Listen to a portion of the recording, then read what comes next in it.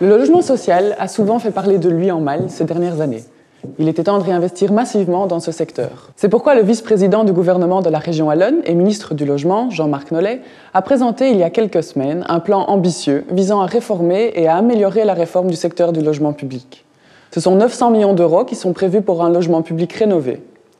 En région bruxelloise, c'est le secrétaire d'État Christos Doulkeredis, lui aussi écolo, qui s'occupe du logement. Nous sommes partis les interroger afin qu'ils nous expliquent les grands axes de leur politique sociale.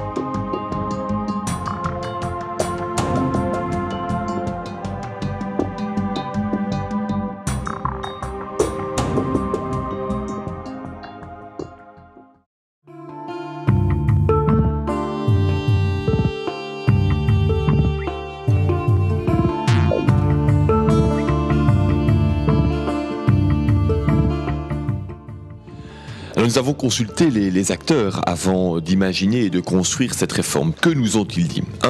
Qu'il y a évidemment une importance à investir, à continuer à investir dans la société de logement. 900 millions d'euros seront dégagés sur le budget pluriannuel de la région Wallonne pour venir financer et soutenir cette réforme. 2, ils nous ont dit aussi toute la difficulté qu'ils avaient parfois à trouver au sein de la société la réponse à d'autres problèmes que la question du logement. De là, l'idée des référents sociaux. 3, ils voulaient être impliqués dans une dynamique de quartier et pas seulement penser la problématique du seul logement. Le logement s'inscrit dans un quartier aussi. Et ils veulent viser à plus de mixité sociale et de mixité fonctionnelle. Nous allons donc introduire la possibilité d'avoir des petits commerces, d'avoir des bureaux aux côtés des logements aussi. 4, il y a bien entendu un problème financier. Dans ce secteur-là, quelques sociétés sont particulièrement endettées. Eh bien, la région Wallonne a décidé d'investir, d'entrer dans le capital des sociétés les plus endettées, de telle sorte qu'alors on puisse remettre les comptes à zéro et repartir, se retourner vers de nouveaux défis.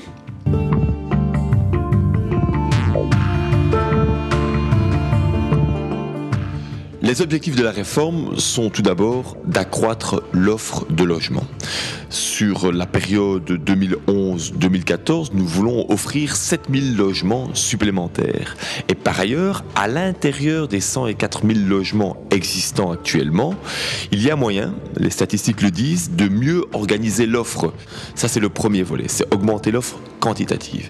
Et puis, il y a un second volet aussi, c'est la rénovation énergétique. 10 000 logements seront rénovés sous cette législature-ci, de telle sorte que pour les gens, pour les citoyens, pour les locataires, ça diminue aussi leurs charges.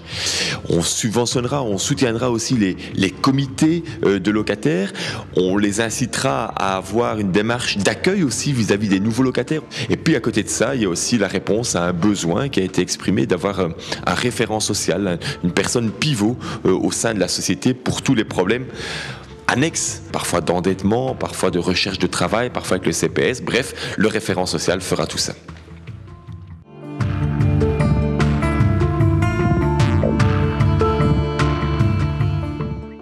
Alors, le programme PIVER, c'est un programme d'investissement énergétique dans les logements sociaux pour davantage isoler la toiture, isoler les murs, isoler les sols, remplacer parfois le vitrage qui n'est pas toujours du double vitrage performant.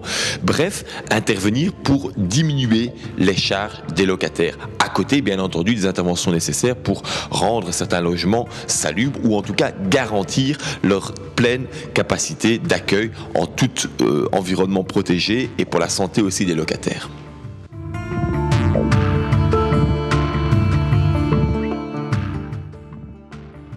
Les bénéficiaires de la réforme seront bien entendu en priorité absolue les locataires. et les candidats locataires. Un logement adapté, avec un nombre de chambres adapté, et situé, quand on est en famille, proche des écoles par exemple, quand on est une personne plus âgée, d'avoir aussi un logement accessible.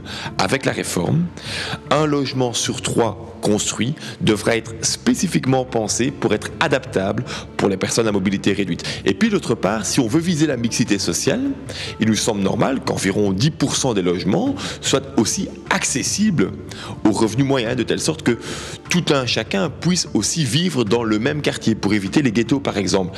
Et n'oublions pas aussi que si on peut garder quelques revenus moyens dans les sociétés de logement, ça participe aussi à l'équilibre financier de la société de logement. Voilà une des nouveautés de cette réforme.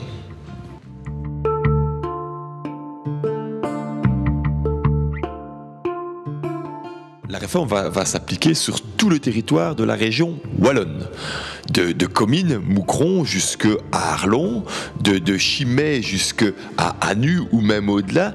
Toutes les provinces wallonnes sont concernées par la réforme, toutes les communes wallonnes sont concernées par la réforme.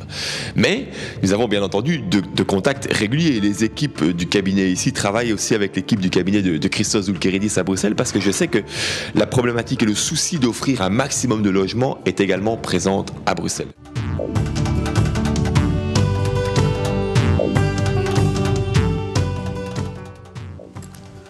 Je vais en 2 minutes 30 vous parler de la situation du logement à Bruxelles. Une ville qui, comme d'autres villes, est confrontée à une crise du logement importante.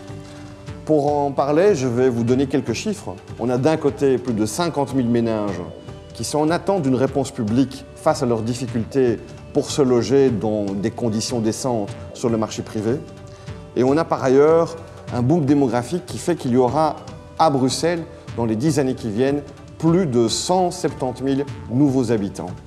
Face à cette situation et à cette crise du logement, le gouvernement bruxellois a décidé d'inscrire comme objectif 15% de logements publics à finalité sociale dans chaque commune, et ce, à l'horizon de 2020. Pour y arriver, il va falloir absolument multiplier les actions. Il faudra évidemment construire. On est ici sur l'un des 50 chantiers du plan logement. Le plan logement, c'est un budget de 540 millions pour construire 5000 logements, 3500 logements sociaux, mais aussi 1500 logements pour des revenus moyens qui sont aussi touchés par la crise du logement. Tous ces logements et tous les nouveaux logements seront construits dans un standard passif. C'est un standard énergétique le plus performant, qui est bon pour l'environnement, mais qui est aussi et surtout très bon au niveau social, puisqu'il permet de faire des économies jusqu'à 90% par rapport à un logement normal. Construire prend malheureusement beaucoup trop de temps, et de toute façon, ça ne suffit pas. Il faut donc aussi rénover le patrimoine existant, en commençant par les pouvoirs publics qui doivent montrer l'exemple. Dans le logement social, sur les 36 000 logements existants, 1800 sont vides. On a donc pris nos responsabilités. Un budget de 206 millions a été adopté pour rénover, pour qu'il n'y ait plus aucun logement social vide. D'autre part, si on veut continuer à améliorer la qualité de vie à Bruxelles, il ne faut pas construire partout. Et donc, il faut s'attaquer aux bâtiments privés vides. Il y a actuellement, par exemple, 1 million de mètres carrés de bureaux qui sont sans projet. Avec les promoteurs privés, nous travaillons à convertir une partie d'entre eux en logements. Il faut aussi aider les propriétaires privés de logements vides à rénover leurs biens.